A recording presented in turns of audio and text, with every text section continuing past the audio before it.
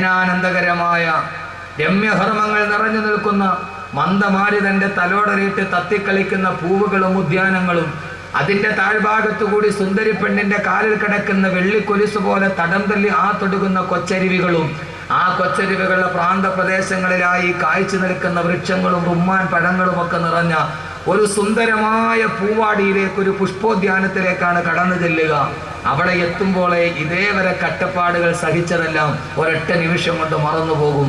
അത്രയും സുന്ദരമായ ഒരു ഉദ്യാനത്തിലാണ് നിങ്ങൾ ചെന്നെത്തുക. 2 ബോർഡ് നമ്മൾ വായിച്ചു.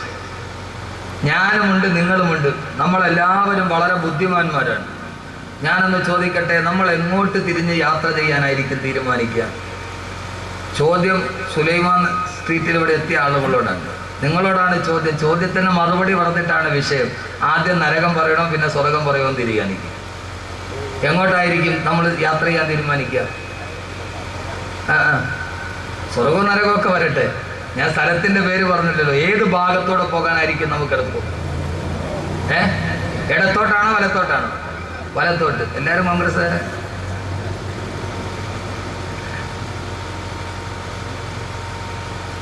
വളരെ ആലോചിച്ചിട്ട് വേണം പറയാൻ. വലത്തോട്ടാണെന്ന് പെട്ടെന്ന് പറയാം, പക്ഷെ അതിലെ സഞ്ചരിച്ചാൽ വളരെ ദുർഘടമായ പാത. ഇഷ്ടമുള്ളത് കുടിക്കാൻ കഴിയില്ല, ഇഷ്ടമുള്ളത് കഴിക്കാൻ കഴിയില്ല, ഇഷ്ടമുള്ളിടത്ത് കിടന്നുറങ്ങാൻ കഴിയില്ല. അതിലെ പോയാൽ ധാരാളം നിയമങ്ങളുണ്ട്, നിരോധനങ്ങളുണ്ട്, ഹലാലുകളുണ്ട്, ഹറാമുകളുണ്ട്, മുബാഹികളുണ്ട്, ഫർളുകളുണ്ട്, സുന്നത്തുകളുണ്ട്. ഏറെ കട്ടപ്പാടുകൾ സഹിച്ചാലല്ലാതെ അതിലെ നടന്നു പോകാൻ കഴിയില്ല. അതുകൊണ്ട് ആലോചിച്ചിട്ടേ പറയാവൂ. അങ്ങനെ തന്നെയാണല്ലോ സഹോദരിമാരും അങ്ങനെ തന്നെ. പക്ഷെ അതിലെ പോയാൽ പർദ്ദയിടണം, തലമറയ്ക്കണം, റഷ്യൻ സർക്കസ് കാണാൻ പറ്റൂല, കാർണിവലിന് പോകാൻ പറ്റൂല. ഇങ്ങനെ ധാരാളം പ്രശ്നങ്ങളുണ്ട്. ശരി, അള്ളാഹു നമ്മുടെ യാത്ര വലത്തേക്ക് തന്നെ ആക്കട്ടെ. സഹോദരങ്ങളെ, ഇടത്തോട്ടുള്ള ആരോ മാർക്കിന്റെ താഴെ എഴുതിയിരിക്കുന്നു, ഇതിലെ സഞ്ചരിച്ചാൽ എത്തുന്ന സ്ഥലത്തിന്റെ പേരാണ് നരകം. വലതുഭാഗത്തോട്ടുള്ള ആരോ മാർക്കിന്റെ താഴെ എഴുതിയിരിക്കുന്നു, ഇതിലെ സഞ്ചരിച്ചാൽ എത്തുന്ന സ്ഥലത്തിന്റെ പേരാണ് സ്വർഗം. അല്ലാഹു സുബ്ഹാനഹു വ തആല നമ്മുടെ യാത്ര അല്ലാഹു സ്വർഗത്തിൽ സമാപിപ്പിക്കട്ടെ. ആദ്യമായി വള്ളക്കടവിൽ ഞാൻ പ്രഭാഷണം നടത്തുമ്പോൾ നമ്മളൊരു യാത്രയിൽ പങ്കാളികളാവുകയാണ്. സ്വാഭാവികമായിട്ട് യാത്ര ചെയ്യുമ്പോഴാണല്ലോ ഒരാൾ നന്നായിട്ട് മനസ്സിലാക്കാൻ പറ്റുക എന്ന് ഉമർ റളിയല്ലാഹു അൻഹു പറഞ്ഞിട്ടുണ്ട്.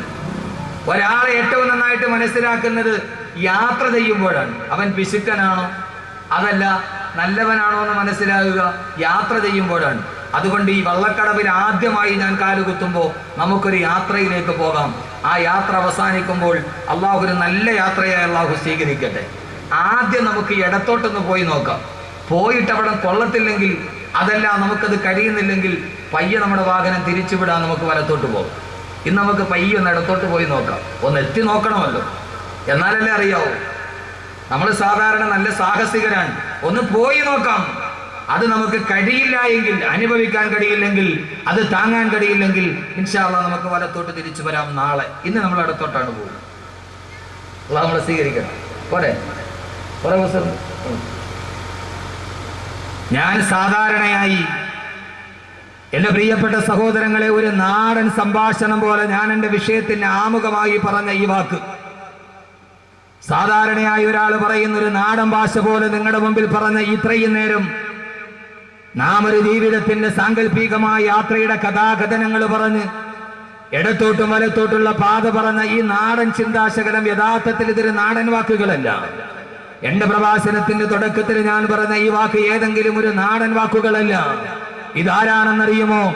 14 നൂറ്റാണ്ടുകൾക്ക് മുമ്പ് എവിടേക്കാണ് സഞ്ചരിക്കേണ്ടതെന്നറിയാതെ ഒരു കൈയിൽ ഒട്ടകത്തിന്റെ കടിഞ്ഞാണും മറുകൈയിൽ ചാട്ടവാറും ചുണ്ടിൽ ചൂളം വിളിയുമായി ലജ്നാൻ പർവ്വതത്തിന്റെ പ്രാന്തപ്രദേശത്തിലൂടെ ഇടയനില്ലാത്ത ആട്ടിൻപെട്ടത്തെ പോലെ അപഥസഞ്ചാരം ചെയ്ത 6-ാം നൂറ്റാണ്ടിലെ കാട്ടറബികളെ എവിടേക്കാണ് സഞ്ചരിക്കേണ്ടതെന്നറിയാതെ ഭൗതികമായ ജീവിതത്തിന്റെ പച്ചത്തിളപ്പിന്റെ മുമ്പിൽ എന്തിനൊക്കെയോ ജീവിച്ചു പോയ 6-ാം നൂറ്റാണ്ടിലെ കാട്ടറബികൾ, ആ കാട്ടറബികളെ എവിടേക്കാണ് സഞ്ചരിക്കേണ്ടത് എന്ന് പറഞ്ഞു കൊടുക്കാൻ, ലക്ഷ്യബോധം പഠിപ്പിച്ചു കൊടുക്കാൻ വേണ്ടി വന്ന ആദരവായ പ്രവാചകൻ നബി മുഹമ്മദ് മുസ്തഫ, ആദരവായ പ്രവാചകൻ നബി മുഹമ്മദ് മുസ്തഫ സല്ലല്ലാഹു അലൈഹി വസല്ലമ ഓതിക്കൊടുത്ത 114 അധ്യായങ്ങൾ അടങ്ങുന്ന ബഹുമാനപ്പെട്ട പ്രവാചകൻ സല്ലല്ലാഹു അലൈഹി വസല്ലമ തന്റെ സമൂഹം മുഴുവനെ നരകത്തിന്റെ ഭാഗത്തേക്ക് ലക്ഷ്യബോധമില്ലാതെ സഞ്ചരിക്കുമ്പോൾ ഈ സമൂഹത്തിന് എങ്ങനെയാണ് ഒരു സൽപാന്താവ് വെട്ടിത്തുറന്നു കൊടുക്കുന്നത് എന്നറിയാനും ജബലന്നൂർ പർവ്വതത്തിന്റെ മുകൾ ഭാഗത്ത് താഴെയിരിക്കുന്ന ഹിറാ ഗുഹയിലിരുന്നു കൊണ്ട് പ്രവാചകൻ കഅബയെ നോക്കിയിരിക്കുമ്പോ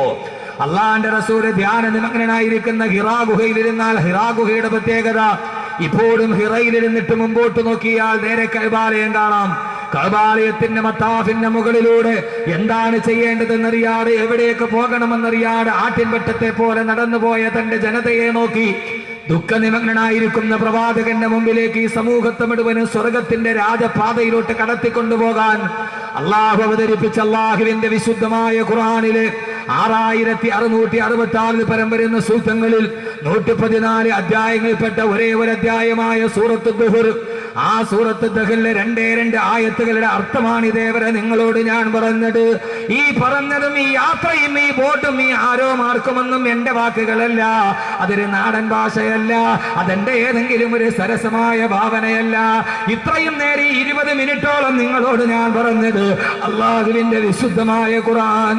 ഇതേപോലെ എവിടേക്ക് സഞ്ചരിക്കേണ്ടതെന്നറിയാതെ നരകത്തിന്റെ പാത തെരഞ്ഞെടുത്ത ഒരു സമൂഹത്തിനോട് സ്വർഗത്തിന്റെ രാജപാത വെട്ടിത്തെളിച്ചു കൊടുത്ത ഖുർആൻ പറഞ്ഞ സൂറത്ത് ദഹറിലെ 2 ആയത്തുകളുടെ അർത്ഥമാണ് ഞാൻ പറഞ്ഞത്. അല്ലാഹുവിന്റെ വിശുദ്ധമായ ഖുർആൻ പറയുന്നു, സൂറത്ത് ദഹർ ഓതി നോക്കുക. ഇന്നാ ഖലഖനൽ ഇൻസാന മിൻ നുത്ഫത്തിൻ അംശാദിൻ നബ്തലി ഫജഅൽനാഹു സമീഅൻ ബസീറാ ഇന്നാ ഹദൈനാഹു السبيل إما شاكرا وإما كفورا. അള്ളാഹുവിന്റെ വിശുദ്ധമായ ഖുർആൻ പറയുന്നു സൂറത്ത് ദഹർ, ഇന്നാ ഖലഖനൽ ഇൻസാന മിൻ നുത്ഫത്തിൻ അംശാദിൻ നബ്തലി. ഏ മനുഷ്യ, നിന്നെ ഞാൻ സൃഷ്ടിച്ചത് ആര് കണ്ടാലും അറപ്പുളവാക്കുന്ന, കെട്ടിപ്പിടിച്ചാൽ എട്ടിപ്പിടിക്കുന്ന ഒരു രേതസ്കണത്തിൽ നിന്നാണ് നിന്നെ ഞാൻ സൃഷ്ടിച്ചെടുത്തത്. അള്ളാന്റെ ഖുർആൻ പറയുന്നു, മനുഷ്യ നിനക്കൊരു ഭൂതകാലമില്ലയോ? ഏത് ഭൂതകാലമെന്നറിയുമോ? അള്ളാഹു നിന്നെ ഒരു രേതസ്കണത്തിൽ നിന്ന് പടച്ചെടുത്ത ശൂന്യതയുടെ കാലം. അള്ളാഹു നമ്മളെ ഭൂലോകത്തേക്ക് പടയ്ക്കുകയാണ്. എന്റെ പ്രിയപ്പെട്ട സഹോദരങ്ങളെ, സഹോദരിമാരെ, ആ യാത്ര നമ്മൾ തുടങ്ങുകയാണ്, ജീവിതത്തിന്റെ യാത്ര. ഉമ്മാന്റെ ഗർഭാശയത്തിൽ നിന്ന്, പിതാവിന്റെ മുതുകിലെ രേതസ്കണത്തിൽ നിന്ന് ഉമ്മാന്റെ ഗർഭാശയത്തിലേക്ക് വന്ന് അവിടുത്തെ 9 മാസത്തെ ജീവിതം കഴിഞ്ഞ് ഉമ്മാന്റെ ഗർഭാശയത്തിൽ നിന്ന് ഭയവിഹ്വലതയോടെ പൊട്ടിക്കരയുന്ന ഒരു കൊച്ചു കുഞ്ഞായി ഭൂലോകത്തേക്ക് വന്നു. അതിനെക്കുറിച്ചാണ് അല്ലാഹ് പറയുന്നത്, മിൻ നുത്ഫത്തിൻ അംശാദിൻ നബ്തലി. അള്ളാഹു നിന്നെ സൃഷ്ടിച്ചില്ലയോ ഭൂമിയിലേക്ക്? സഹോദരങ്ങളെ, മനസ്സിലാക്കിക്കൊള്ളുക, നമ്മുടെ ജീവിതത്തിന്റെ യാത്ര തുടങ്ങുകയാണ്. ഒറ്റയടി പാതയിലൂടെ നമ്മൾ പോവുകയാണ്. ഞാൻ നേരത്തെ പറഞ്ഞതുപോലെ നീണ്ടു നിവർന്ന് കിടക്കുന്ന ഒറ്റയടി പാത. ശാഖകളില്ല, പിരിവുകളില്ല, എവിടേക്കും നോക്കേണ്ട കാര്യമില്ല. ആ പാതയിലൂടെ മുന്നോട്ട് പോകുമ്പോ ആ ഒറ്റയടി പാതയാണ് പ്രായപൂർത്തിയാകുന്നത് വരെയുള്ള കാലം. പ്രായപൂർത്തിയാകുന്നത് വരെ അവന് ഹലാലുകളില്ല, ഹറാമുകളില്ല, മുബാഹുകളില്ല, ഫർളുകളില്ല, സുന്നത്തുകളില്ല. അല്ലാഹ് പറയുകയാണ്, നിനക്ക് കാണാനുള്ള കണ്ണ് ഞാൻ തന്നു. വബസീറ, നിനക്ക് കാണാനുള്ള കണ്ണ് ഞാൻ തന്നു. വസമിയ, നിനക്ക് കേൾക്കാനുള്ള ശക്തിയും തന്നു. സത്യവും അസത്യവും തിരിച്ചറിയാൻ പാകതയെത്തുമ്പോ, ധർമ്മവും അധർമ്മവും തിരിച്ചറിയാൻ പാകതയെത്തുമ്പോ, സത്യാസത്യ വ്യവച്ഛേദനത്തിനും ധർമാധർമ്മ വ്യതിരക്തതയ്ക്കും നിന്റെ ഹൃദയം ഭാഗമാകുമ്പോ, ഇപ്പോൾ നീ കൊച്ചുകുട്ടിയല്ല, നീ പ്രായപൂർത്തിയായി. തെറ്റും ശരിയും കണ്ടുപിടിക്കാൻ നിനക്കൊരു പാകതയെത്തുമ്പോ അല്ലാഹ് പറയുന്നു, നിന്റെ പാത 2ആയി പിരിയുകയാണ്. ഇന്നാ ഹദൈനാഹു സബീൽ. ഇതാ നിന്റെ മുമ്പിൽ 2 വഴി ഞാൻ വെട്ടി തുറക്കുന്നു. ഏത് വഴി എന്നറിയുമോ? ഇമ്മാ ശാകിറൻ വ ഇമ്മാ കഫൂറാ. ഒന്ന് സത്യത്തിന്റെ പാത, മറ്റൊന്ന് അസത്യത്തിന്റെ പാത. അല്ലാഹ് പറയുന്നു, മനുഷ്യരുടെ മുമ്പിൽ 2 പാതയുണ്ട്. ഇതിലേക്ക് സഞ്ചരിക്കണമെങ്കിൽ സഞ്ചരിക്കാം. അല്ലാഹ് പറയുന്ന 2 പാത നിന്റെ മുമ്പിലുണ്ട്. ഇമ്മാ ശാകിറൻ വ ഇമ്മാ കഫൂറാ.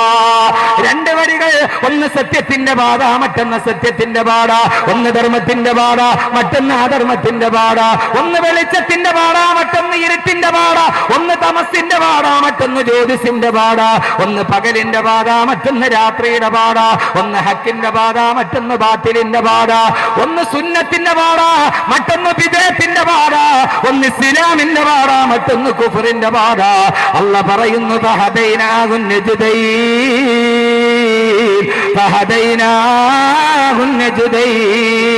നിന്റെ മുമ്പിൽ രണ്ട് പാതയും കിടക്കുമ്പോ എന്റെ ശബ്ദം കേൾക്കാനെത്തിയവര് എവിടേക്ക് സഞ്ചരിക്കണമെന്ന് തീരുമാനിക്കേണ്ടവന് ബുദ്ധിയുള്ള മനുഷ്യനാണ്. എവിടേക്കും പോകാം, ഇടത്തോട്ട് സഞ്ചരിച്ചാൽ പാത സുഗമമാണ്. ഇഷ്ടമുള്ളത് കുടിക്കാം, ഇഷ്ടമുള്ളത് കിടക്കാം, ഇഷ്ടമുള്ളിടത്ത് കിടന്നിറങ്ങാം. പക്ഷേ ചെല്ലുന്നത് എവിടെയാ? കുൽനാറു ജഹന്നമ അശദ്ദു ഹർറാ. കത്തിക്കാളുന്നൊരു വലിയ തീക്കുണ്ടത്തിലേക്കാണ് നീ പോവുക. അവിടെ കിടന്നിട്ട് ചിറക് കരിഞ്ഞു പോയ ഈ അമ്പാട്ടയെ പോലെ നീ കത്തിക്കരിഞ്ഞ് നിലവിളിക്കേണ്ടി വരുമെന്ന് അല്ലാഹുവിന്റെ വിശുദ്ധ ഖുർആൻ. അല്ലാഹു നമ്മുടെ മുമ്പിൽ രണ്ട് പാത സുവ്യക്തമാണ്. ഇന്ന് ലോകത്ത് മനുഷ്യർ സഞ്ചരിക്കുന്നത് ഈ രണ്ട് പാതയിലൂടെയാണ്. ഇഷ്ടമുള്ളിടത്തൂടെ സഞ്ചരിക്കാം, അല്ലാഹ് അനുവാദം നൽകിയിട്ടുണ്ട്. പക്ഷേ നീ ഇടത്തോട്ട് പോയി എന്ന് വിചാരിച്ച് അപ്പ തലയിൽ വലിയ പേമാരി പെയ്ത് അപ്പ ചത്ത് ഭൂമിയിൽ വീഴത്തൊന്നുമില്ല. നീ ഇടത്തെ പാത തിരഞ്ഞ് നരകത്തിന്റെ പാതയിലൂടെ പോയി എന്ന് വിചാരിച്ചത് കൊണ്ട് ആ സമയത്ത് തന്നെ ചത്തൊടുങ്ങി ഭൂമിയിൽ വീടില്ല. അല്ലാഹ് അങ്ങനെയൊന്നും കൈകാര്യം ചെയ്യില്ല. വലതു ഭാഗമാണോ നേരെ നടക്കുക, അള്ളാഹുവിന്റെ സ്വർഗത്തിലെത്താം. വലതു ഭാഗമാണോ നേരെ നടക്കുക, അള്ളാഹുവിന്റെ സ്വർഗത്തിലെത്താം. അള്ളാഹു തൗഫീക്ക് നൽകട്ടെ, അള്ളാഹു തൗഫീക്ക് നൽകട്ടെ. എവിടെ എത്തണം? സ്വർഗത്തിലെത്തണോ? സ്വർഗം. അള്ളാഹു നമ്മുടെ ഏറ്റവും അവസാനത്തെ വാക്കതാണല്ലോ. യഥാർത്ഥത്തിൽ ഒരു വിശ്വാസിയുടെ ഏറ്റവും അവസാനത്തെ വാക്കേതാണ്. എല്ലാം സഹിക്കുമ്പോഴും എല്ലാം കേൾക്കുമ്പോഴും നമ്മുടെ മനസ്സിലൊരു വിശ്വാസമുണ്ട്, അള്ളാഹു നമ്മളെ കൈവിടില്ല, അവൻ നാളെ സ്വർഗം തരാതിരിക്കില്ല. ആ ഒരു വിശ്വാസമാണല്ലോ ഈ ഭൂമിയിൽ ജീവിക്കാൻ നമ്മെ പ്രേരിപ്പിക്കുന്നത്. അല്ലെങ്കിൽ എന്ത് ജീവിതം? അല്ലെങ്കിൽ ഈ ഭൂമിയിലെ ജീവിതത്തിന് എന്താകെ തുകയാണുള്ളത്? ഒരു തുകയുമില്ല.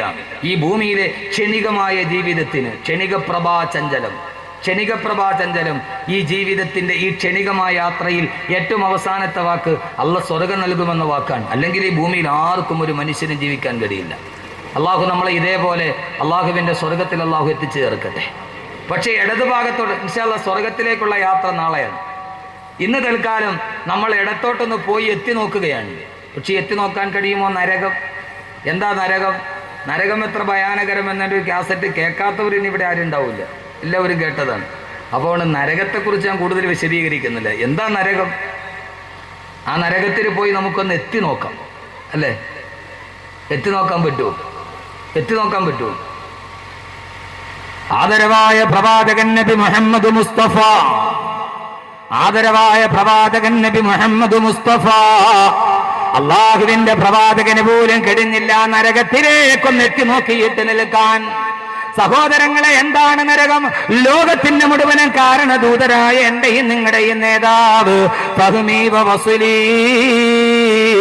വാഖിദു യദീ ഇൻഷാ അല്ലാഹ് മുഹമ്മദുർ റസൂലുള്ളാഹ്.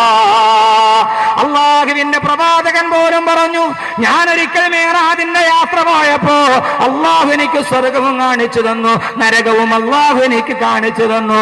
എങ്ങനെയാണ് നമ്മൾ അവിടേക്കൊന്ന് എത്തി നോക്കുക? അള്ളാഹിന്റെ റസൂല് പറയുകയാണ്, അള്ളാഹു എനിക്ക് ആദ്യം കാണിച്ചു തന്നത് സ്വർഗമാണ്. ആ സ്വർഗം ഞാൻ കണ്ടപ്പോ, സ്വർഗത്തിലെ പടവർഗങ്ങളെ കണ്ടപ്പോ പെട്ടെന്ന് ഞാൻ സ്വർഗത്തിലെ ഒരു മുന്തിരി കുല പറിക്കാൻ ഞാൻ എന്റെ വിരലുകൾ നീട്ടി. ലോകത്തിന്റെ തിരുദൂതര് പറയുകയാണ്, അള്ളാഹുവിന്റെ പ്രവാചകൻ നബി മുഹമ്മദ് മുസ്തഫ അള്ളാന്റെ റസൂല് പറയുകയാണ്, സ്വർഗം കണ്ടപ്പോ, ആ സ്വർഗത്തിന്റെ പഴങ്ങൾ കണ്ടപ്പോ, ആ സ്വർഗത്തിന്റെ മധുരപാനീയങ്ങൾ കണ്ടപ്പോ പെട്ടെന്ന് ഞാൻ എന്റെ വിഷയത്തിലേക്ക് ആമുഖമില്ലാതെ കടക്കുകയാണ്. അതിലെ ഒരു മുന്തിരിക്കുല പറിക്കാൻ ഞാൻ എന്റെ കൈകൾ നീട്ടി. എന്നിട്ട് ഞാൻ ആ മുന്തിരിക്കുല പറിക്കാൻ പോയപ്പോ ജിബ്രീൽ എന്നോട് പറഞ്ഞു, വേണ്ട നബിയേ, അതിവിടെ നിന്ന് കൊയ്തെടുക്കണ്ട. അള്ളാന്റെ റസൂലിന്റെ മുമ്പ് അത്ഭുതത്തോടെ സ്വർഗത്തിന്റെ അനുഭൂതി കേട്ടിരുന്ന സഹാബത്തിനോട് അള്ളാന്റെ റസൂല് പറഞ്ഞു, സഹാബാ, ആ സ്വർഗത്തിലെ ഒരു മുന്തിരിക്കുല ഞാൻ പറിച്ചു കൊണ്ടുവന്നിരുന്നെങ്കിൽ എന്റെ അനുയായികൾ മുഴുവനും ഇന്ന് ഭൂമിയിലിരുന്ന് തിന്നു തീർത്താലും ആ സ്വർഗത്തിന്റെ ഒരു മുന്തിരിക്കുലയിലെ പഴങ്ങൾ തീർക്കാൻ കഴിയില്ലെന്ന് റൂഹി ഫിദാ നബി മുഹമ്മദ് മുസ്തഫ, റൂഹി ഫിദാ നബി മുഹമ്മദ് മുസ്തഫ. അള്ളാന്റെ റസൂല് പറഞ്ഞു, ഞാനതിൽ നിന്ന് പിന്തിരിഞ്ഞു പോയി. ഇത് കേട്ട ഉസ്മാൻ റളിയല്ലാഹു അൻഹു പൊട്ടിക്കരഞ്ഞു പത്രേ. എന്നാലും നബിയെ, അതൊന്ന് രുചിക്കാൻ ഞങ്ങൾക്ക് കഴിഞ്ഞില്ലല്ലോ നബിയെ. അവർക്ക് നഷ്ടപ്പെട്ടു പോയ സൗഭാഗ്യത്തിന്റെ സങ്കടം. പിന്നീട് പ്രവാചകൻ പറഞ്ഞു, രണ്ടാമത് ഞാൻ കണ്ടത് നരകമാണ്. ആ നരകത്തെ ഞാൻ അതിന്റെ അടുക്കലേക്ക് എന്നെ മലക്ക് കൊണ്ടുപോയി. ജിബ്രീൽ എന്നെ കൊണ്ടുപോയി നരകത്തിന്റെ ഭാഗത്തേക്ക്. ആ നരകം കത്തിജ്വലിക്കുന്നത് കണ്ടു, ആ നരകം കത്തിജ്വലിക്കുന്നത് കണ്ടു, ആ നരകത്തിന്റെ തീനാളങ്ങൾ ഞാൻ കണ്ടു. നരകത്തിലേക്ക് എത്തുമ്പോൾ സഹോദരങ്ങളെ, എന്താ നരകം? ഒരു പ്രഭാഷണം തുടങ്ങുമ്പോൾ പെട്ടെന്ന് നരകത്തിലേക്ക് കടന്നു വന്നത് എന്താണ്? ഇതിനേക്കാൾ പേടിപ്പിക്കുന്ന ഒരു ചിന്തയുണ്ട്. അള്ളാന്റെ ഖുർആൻ നരകത്തെ പരിചയപ്പെടുത്തുന്നത് എങ്ങനെയെന്നറിയുമോ? അള്ളാന്റെ ഖുർആൻ നരകത്തെ പരിചയപ്പെടുത്തുന്നത് ജീവനില്ലാത്ത ഒരു വസ്തുവായിട്ടല്ല. അങ്ങനെ നിങ്ങൾ ആരും കരുതി പോകരുത്. ആകാശമണ്ഡലത്തിന്റെ എവിടെയോ അള്ളാഹു നമ്മളെ വലിച്ചെറിയാനുള്ള വെറും കത്തിക്കപ്പെട്ട ഒരു അഗ്നികുണ്ഡമല്ല. ആ നരകത്തെ അള്ളാന്റെ റസൂല് പരിചയപ്പെടുത്തി തന്നത് ഒരു ജീവനുള്ള വസ്തുവിനെ പോലെയാണ്. അലമുറയിടയുകയും കരയുകയും അട്ടഹസിക്കുകയും ചെയ്യുന്ന എന്റെ ശബ്ദങ്ങൾ കാണത്തിയ പ്രിയപ്പെട്ട സഹോദര, സമയത്തിന്റെ പരിമിതി കൊണ്ടാണ് പെട്ടെന്ന് വിഷയത്തിലോട്ട് കടന്നത്. ഇല്ലെങ്കിൽ ഇനിയും ഇത് വീണ്ടും നീട്ടേണ്ടി വരും. അള്ളാഹുവിന്റെ പ്രവാചകൻ പരിചയപ്പെടുത്തിയത് നരകം എന്തെന്നറിയോ? ആ നരകം കരയാൻ കഴിയുന്ന, അട്ടഹസിക്കാൻ കഴിയുന്ന, പൊട്ടിക്കരയുന്ന മനുഷ്യനെ പോലെ പൊട്ടിക്കരയുന്ന ഒന്നാണ് നരകമെന്ന് ആദരവായ പ്രവാചകൻ നബി മുഹമ്മദ് മുസ്തഫ. ഇത് കേൾക്കുമ്പോൾ അത്ഭുതം തോന്നിയേക്കാം. ഇതാര് പറഞ്ഞതെന്നറിയുമോ? അള്ളാന്റെ ഖുർആൻ തന്നെ പറഞ്ഞതാ. അള്ളാഹുവിന്റെ ഖുർആൻ നരകത്തെ കുറിച്ച് പറയുമ്പോ അള്ളാന്റെ ഖുർആൻ പറഞ്ഞു, ഇദാ റഅതഹും മിൻ മകാനിൻ ബഈദിൻ സമീഉ ലഹാ തഗയ്യുദൻ വസഫീറാ. അള്ളാഹുവിന്റെ ഖുർആൻ പറഞ്ഞ നരകത്തിന്റെ ഒരൊറ്റ വാക്ക് പറഞ്ഞിട്ട് ഞാൻ പോവുകയാ, ഒരൊറ്റ വാക്ക് പറഞ്ഞിട്ട് ഞാൻ പോവുകയാ. അള്ളാഹുവിന്റെ ഖുർആൻ പറയുന്നു, ഇദാ റഅതഹും മിൻ മകാനിൻ ബഈദ്. അള്ളാഹുവിന്റെ ഖുർആൻ തന്നെ പറയട്ടെ, നരകം ജീവിതത്തിൽ അവകാശപ്പെട്ടവർ അള്ളാഹു നമ്മളെ കാത്തുരക്ഷിക്കട്ടെ. ആ നരകത്തെ അവർ അങ്ങകലെ വിദൂരത്ത് നിന്ന് കാണുമ്പോ, നരകത്തിന്റെ തൊട്ടടുത്ത് ചെല്ലുമ്പോഴല്ല, നരകത്തിന്റെ സാമീപ്യത്തിലെത്തുമ്പോഴല്ല, ഇതാ അങ്ങകലെ നിന്നേ നരകത്തെ അവര് കാണുമ്പോ, നരകം നോക്കുമ്പോൾ തന്നിലേക്ക് വരാനുള്ള മനുഷ്യര് നടന്ന് നടന്ന് മഹിശറയിലൂടെ വരുന്നത് കാണുമ്പോ ആ സമയത്ത് നരകം എന്ത് ചെയ്യുമെന്നറിയുമോ? ഇദാ റഅതഹും മിൻ മകാനിൻ ബഈദിൻ സമീഉ ലഹാ തഗയ്യുദൻ വസഫീറാ.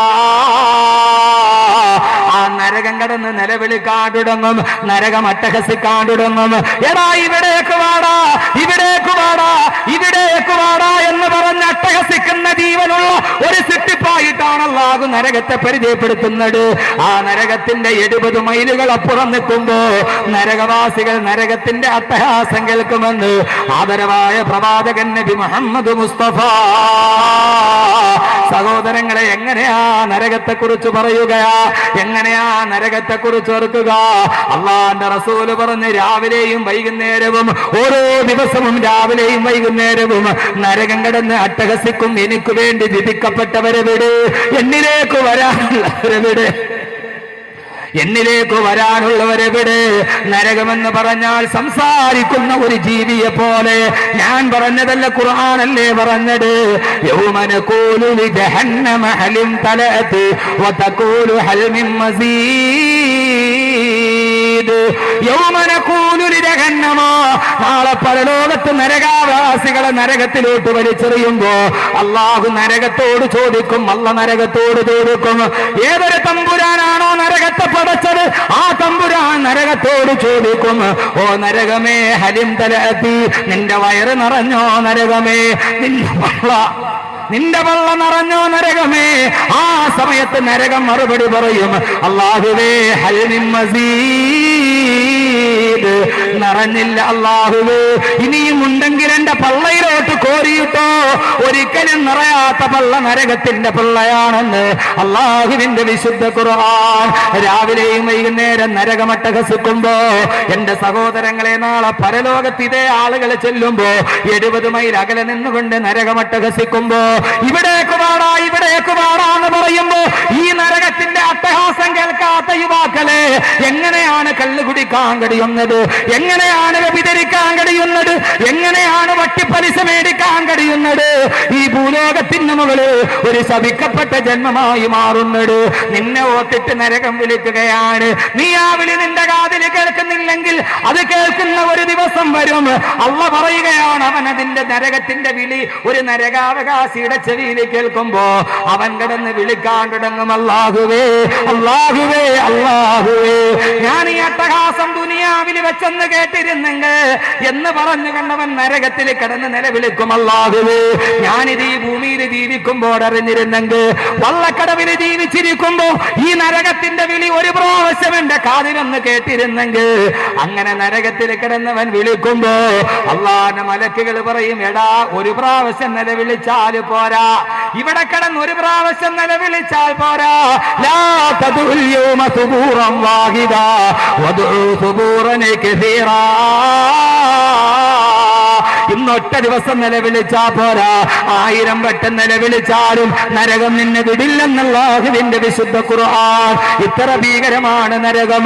അതുകൊണ്ടാണ് റസൂലുള്ള പറഞ്ഞത്, ആ നരകത്തിന്റെ അടുക്കലേക്ക് ഞാൻ പോയി, ഇന്നന്നാറ അതിനൈത്തുമിന്നീ, ആ നരകത്തിന്റെ തീച്ചൂടുകൾ എന്റെ മുഖത്തെ കാഞ്ഞടിച്ചപ്പോ ഇമാം ബുഖാരി റഹിമഹുല്ലാഹ് ഉദ്ധരിക്കുന്ന ഹദീസാണിത്. എന്റെ പ്രിയപ്പെട്ട സഹോദരങ്ങളെ, അല്ലാഹുവിന്റെ റസൂൽ പറയുകയാണ്, ഈ ലോകം സൃഷ്ടിക്കാൻ കാരണഭൂതരായ ലോകത്തിന്റെ ഏറ്റവും വലിയ സൗഭാഗ്യമേ, അല്ലാഹ് കഴിഞ്ഞാൽ ഇസ്ലാമിക സമൂഹത്തിന്റെ ആരംഭമേ അവലംബമേ, ഞാൻ നരകത്തിന്റെ മുമ്പിൽ ചെന്നപ്പോ ആ നരകത്തിന്റെ ഭീകരത ഞാൻ കണ്ടു.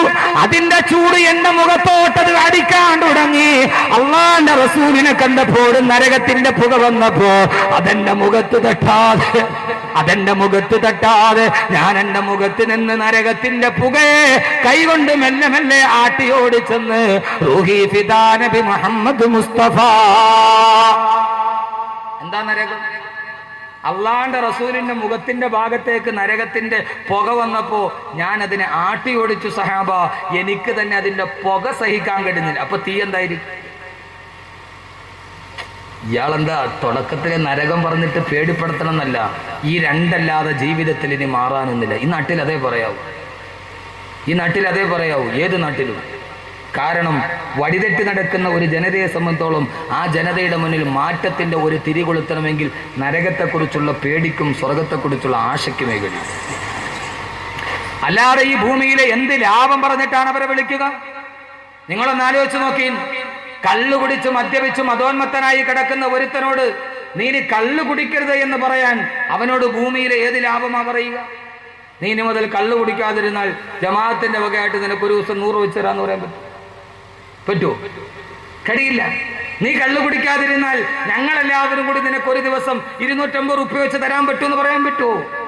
ഏതൊരു അധർമ്മത്തിൽ നടക്കുന്ന മനുഷ്യനോടും അവനെ അധർമ്മത്തിൽ നിന്ന് പിന്തിരിപ്പിക്കാൻ പറയാൻ അവനോട് കഴിയുന്നത്, നീ മദ്യപാനിയായാൽ നാളെ നരകത്തിലെ ശിക്ഷ, നീ മദ്യപാനം ഉപേക്ഷിച്ചാൽ നാളെ നിന്റെ സ്വർഗത്തിലെ രക്ഷ. ഇത് രണ്ടും പറഞ്ഞിട്ടല്ലാതെ ലോകത്തൊരു മനുഷ്യനെയും മാറ്റാൻ കഴിയില്ല. അത് കേട്ടപ്പോഴും അതറിഞ്ഞപ്പോഴുമാണ് മനുഷ്യൻ മാറിയത്. ആ നരകത്തിൽ പോകുന്നതിന് 31 കാര്യങ്ങൾ ഒരു മനുഷ്യനെ നരകത്തിലെത്തിക്കുമെന്ന് നബി മുഹമ്മദ് മുസ്തഫ. നമുക്ക് കഴിയുന്നത് പോലെ പറയാം സമയത്തിന്റെ പരിമിതിക്കുള്ളിൽ. അള്ളാഹു എല്ലാ കാര്യങ്ങളും മാറ്റി അള്ളാഹിന്റെ സ്വർഗത്തിന്റെ അവകാശിയാകാൻ അള്ളാഹു തൗഫീക്ക് നൽകി അനുഗ്രഹിക്കുമാറാകട്ടെ. എൻ്റെ പ്രിയപ്പെട്ട സഹോദരങ്ങളെ, ഈ നരകം ഭയാനകരമാണ്. യദ്ഊന വൈലൻ യദ്ഊന സുബൂറ. ഓരോ ദിവസം രാവിലെയും വൈകുന്നേരവും നിലവിളിച്ചോണ്ടേയിരിക്കും, അട്ടഹസിക്കും. എവിടെ? എന്നിലേക്ക് വരാനുള്ളവരെവിടെ? ഇവിടെയുള്ള ഒത്തിരി പേരത് കേൾക്കും. ഓരോ നാട്ടിലും നരകത്തിലോട്ട് പോകാൻ അവകാശികളായ എത്രയെത്രയോ ആളുകൾ. ഈ ജീവിതം ഒരു യാത്രയാണ്. നമ്മുടെ ജീവിതയാത്ര തുടങ്ങുകയാണ്. ഈ യാത്ര അവസാനിക്കുന്നത് ഒരു മണ്ണിൻ്റെ അടിയിലാണ്. അവിടെ നിന്ന് പിന്നെ പരലോകത്തിലേക്കും സ്വർഗത്തിലേക്കും നരകത്തിലേക്കും. അതുകൊണ്ട് നമ്മുടെ ഈ സബലം, ഈ യാത്ര നമുക്ക് തുടങ്ങാം ഇവിടെ വെച്ച്. ജീവിതമേ ഒരു യാത്രയാണ്. ജീവിതം ഒരു വല്ലാത്ത യാത്രയാണ്. ജീവിതമേ ഒരു യാത്ര. ഇങ്ങനെ ഓരോ കാലടി മുമ്പോട്ട് പോകുമ്പോഴും ആയുസ് പുറകോട്ട് പോവുകയാണ്. ഒരു കാലെടുത്ത് മുമ്പോട്ട് വെക്കുമ്പോൾ ജീവിതത്തിൽ 2 യാത്രയാണ് നടക്കുന്നത്. ഒരു കാല് മുമ്പോട്ട് വെക്കുമ്പോൾ പരലോകത്തേക്കുള്ള യാത്ര കൂടുന്നു, അതേപോലെ ആയുസ്സിലേക്കുള്ള യാത്ര കുറയുകയും ചെയ്യും. ഒരു കാലെടുത്ത് മുമ്പോട്ട് വെച്ചാൽ അത്രയും സമയം ആയുസ്സിൽ നിന്ന് കുറഞ്ഞെന്നാണ്. ഈ ജീവിതമേ ഒരു യാത്രയാണ്, വല്ലാത്ത യാത്ര. ഗർഭാശയം വീട്ടതു മുതൽ സഫറാണേ, അടുത്തുള്ള ക്യാമ്പും സോദര കബറാണേ. ഗർഭാശയം വീട്ടതു മുതൽ സഫറാണേ, അടുത്തുള്ള ക്യാമ്പും സോദര കബറാണേ. തഴവ ഉസ്താദ്, എന്താ ഈ മനുഷ്യൻ? ആരായി മനുഷ്യനെന്നറിയോ? ഇങ്ങനെയൊക്കെ ജീവിക്കണം. മരിച്ചാൽ പൊതിയാനുള്ള കഫൻ തുണിയും ചുരുട്ടി തലയിൽ വെച്ചിട്ട് കിടന്നുറങ്ങിയ മനുഷ്യൻ. എവിടെ? മക്കയിലല്ല, മദീനയിലല്ല, കൊല്ലം ജില്ലയിൽ. മക്കയിലെയും മദീനയിലെയും സഹാബത്തിന്റെ കഥയല്ല, ഈ അടുത്ത കാലത്ത് മരണപ്പെട്ടു പോയ കൊല്ലം ജില്ലയിലെ കരുനാഗപ്പള്ളി തടവയിൽ ജീവിച്ചിരുന്ന മഹാനായൊരു മനുഷ്യൻ, അദ്ദേഹത്തിന്റെ വാക്കാണിത്. ഞാൻ പൂന്തറ വാള് പറഞ്ഞപ്പോൾ ഒരാൾ പറഞ്ഞു, പൂന്തറ വാള് പറഞ്ഞ വാള് കഴിഞ്ഞിട്ട് പിന്നെ ഒരു കാൽക്കുലേഷൻ ഉണ്ടല്ലോ, എങ്ങനെയുണ്ട്, കൊള്ളാവോ ഇല്ലയോ എന്നുള്ളൊരു ചെറിയ ഒരു പോസ്റ്റ്മോർട്ടം നടക്കും. അപ്പോൾ ഒരാൾ പറഞ്ഞു, കണ്ട ഇത്രയും ആൾ കൂടിയുണ്ട് അങ്ങനെ പ്രസംഗം കേൾക്കാൻ. അപ്പോൾ അടുത്ത ആൾ പറഞ്ഞു, അയാൾക്ക് സഹിക്കില്ലേ, സത്യം കണ്ടാൽ സഹിക്കില്ലല്ലോ. കൊള്ളാം, പ്രസംഗമൊക്കെ നല്ല പ്രസംഗം, പക്ഷെ ഇടയ്ക്കിടയ്ക്ക് പാട്ട് പാടുന്നതിന് അത് വേണ്ട.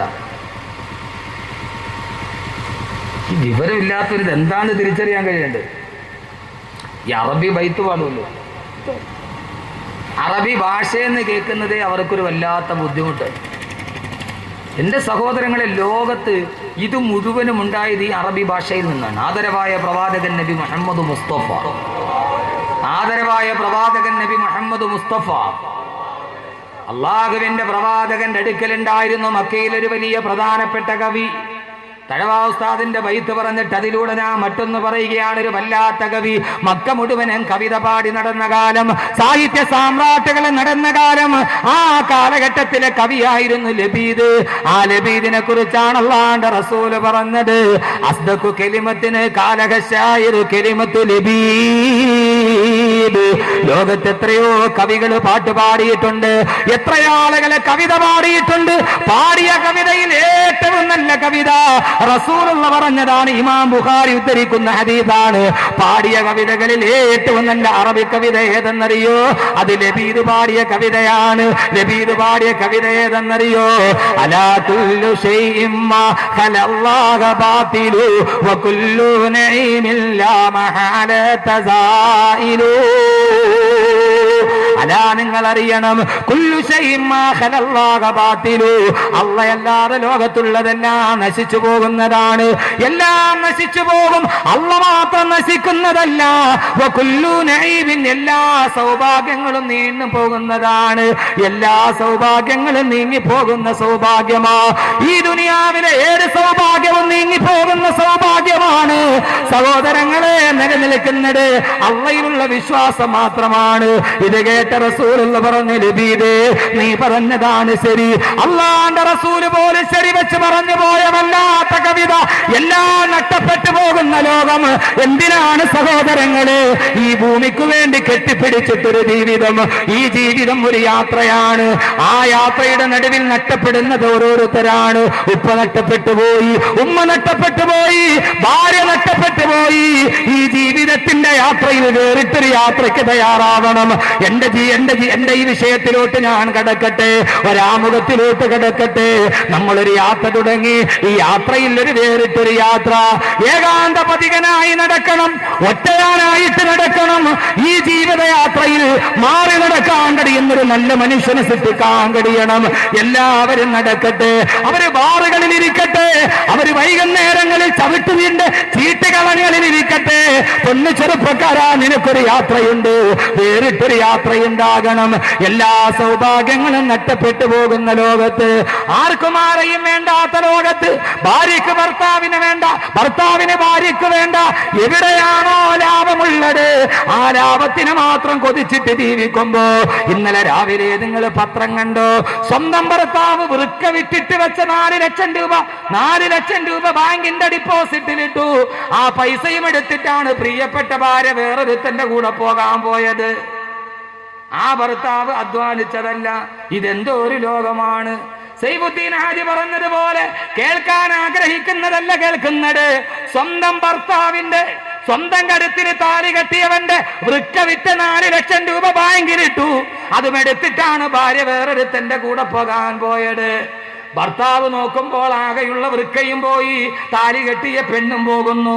അവന്റെ മുമ്പിൽ ഒറ്റ വടിയേയുള്ള മൂർച്ചയുള്ള വാക്കത്തി തന്നെ ആയുധം. പാതിരാ സമയത്തുറങ്ങിക്കിടക്കുന്ന ഭാര്യയെയും.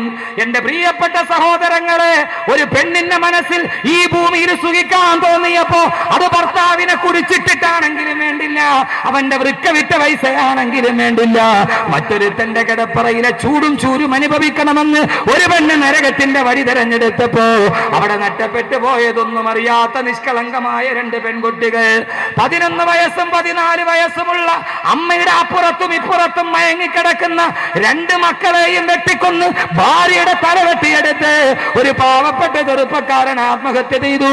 ഇന്നലെ കോട്ടയം ജില്ലയിൽ. എന്തോ ഒരു ലോകമാണിത്. ആർക്കു വേണ്ടി ജീവിക്കുന്നു നാം? അലാ കുല്ലു ശൈഇൻ മാ ഖലല്ലാഹ ബാതിലു വകുല്ലു നഈമില്ലാ മഹാലത സായിലു. എല്ലാ സൗഭാഗ്യവും നീങ്ങിപ്പോകുന്ന സൗഭാഗ്യം. ഈ യാത്ര വല്ലാത്ത യാത്രയാണ്. ജീവിതത്തിന്റെ യാത്ര അതൊരു വല്ലാത്ത യാത്രയാണ്. ഈ യാത്രയിൽ എല്ലാം കെട്ടിപ്പിടിക്കുമ്പോ നഷ്ടപ്പെടുന്നത് ഭാര്യയും മക്കളുമാണ്. ഭാര്യയ്ക്ക് തോന്നി വൃക്ക വിറ്റ പൈസ 4 ലക്ഷം രൂപ ബാങ്കിൽ ഇട്ടു, അവളത് ഡിപ്പോസിറ്റ് പിൻവലിച്ചു, വേറൊരുത്തന്റെ കൂടെ പോകാൻ തീരുമാനിച്ചു. പക്ഷെ നഷ്ടപ്പെട്ടതോ 2 നിഷ്കളങ്കമായ ബാല്യങ്ങൾ. എന്റെ പ്രിയപ്പെട്ട സഹോദരങ്ങളെ, ആർക്കു വേണ്ടി? ആ പാവപ്പെട്ടവൻ തന്റെ ഭാര്യയ്ക്കും മക്കൾക്ക് നന്നായിട്ട് ജീവിക്കാൻ വേണ്ടിയാ അവന്റെ ഉള്ള വൃക്ക കളഞ്ഞു. പക്ഷെ നിങ്ങൾ ഒരു കാര്യം മനസ്സിലാക്കിക്കോളീൻ, ലോകത്തൊരു മനുഷ്യനെയും തൃപ്തിപ്പെടുത്താൻ നമ്മളെ കൊണ്ട് കഴിയോ? ലോകത്ത് എൻ്റെ പൊന്നു ചെറുപ്പക്കാരാ ഒന്ന് ചിന്തിക്കുക. എൻ്റെ പൊന്നു ചെറുപ്പക്കാരങ്ങനെ ചിന്തിക്കുക. അള്ളാഹു നല്ല മാറ്റം ഉണ്ടാകട്ടെ. ഇവിടെ ഒരു മാറ്റം ഉണ്ടാകണം. ഞാൻ പൂന്തറയിൽ കഴിഞ്ഞ വെള്ളിയാഴ്ച വകളൊക്കെ കഴിഞ്ഞ് ദുആ കഴിഞ്ഞിറങ്ങിയപ്പോൾ ഒരു നല്ല ചെറുപ്പക്കാരൻ, വെളുത്ത് തുടുത്തിരിക്കുന്ന ഒരു നല്ല ചെറുപ്പക്കാരൻ, കണ്ടറിയാം 8 നല്ല സമ്പന്നതയുള്ള ഒരു കുടുംബത്തിലെയാണ്. എല്ലാവരും തുക്കി തിരക്കൊക്കെ കൂട്ടി മുസാവത്തൊക്കെ ചെയ്ത് പോകുമ്പോൾ ഞാൻ ശ്രദ്ധിച്ചു, ഇവൻ ആ സ്റ്റേജിൻ്റെ ഭാഗത്ത് ഇങ്ങനെ മൂലയിൽ മാറി നിന്നു കുറേ നേരം.